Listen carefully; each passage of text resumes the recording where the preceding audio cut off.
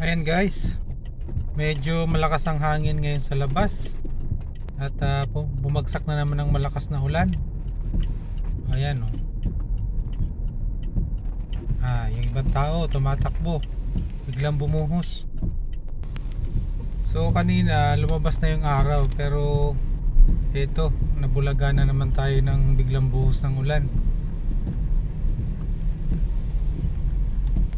So ikot-ikot muna tayo dito sa area, no, kung saan nandito rin yung ating boss. Since wala pa naman yung boss natin, tayo ikot-ikot muna, titingnan natin yung mga sitwasyon dito sa gilid ng area ng Makati.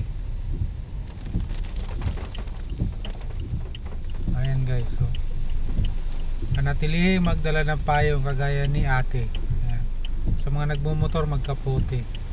Okay, so yun lang muna guys yung aking update sa Bagyong Hana ngayong araw, Friday. Bye!